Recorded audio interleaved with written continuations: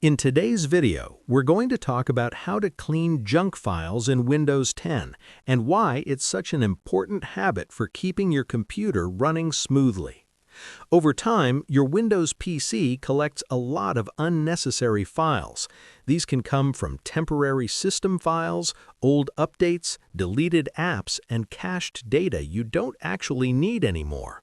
All of this junk can take up valuable disk space and even slow down your computer. The good news is that Windows 10 has a built-in tool that makes cleaning these files simple and safe, even if you're a complete beginner.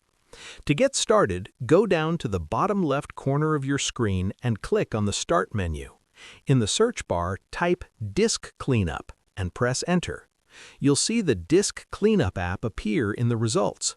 Click on it to open the tool.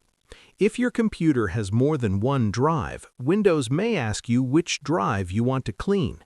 Most of the time, you'll want to select the C drive, since that's where Windows and most system files are stored. Click OK, and Windows will scan your drive. This may take a few moments. Once the scan is complete, you'll see a list of file types that can be safely deleted. These usually include temporary files, items in the recycle bin, thumbnails, and system-generated files. You can click on each item to see a brief description of what it is. For beginners, it's generally safe to check all the boxes that are selected by default. For a deeper cleanup, look for the button that says Clean Up System Files and click on it.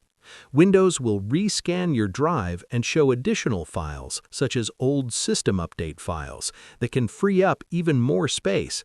Again, review the list and select the files you want to remove. When you're ready, click OK, then confirm by clicking Delete Files. Windows will take care of the rest, and you'll regain disk space without harming your system. And that's how you clean Windows 10 junk files. Share this video and subscribe for more helpful tutorials.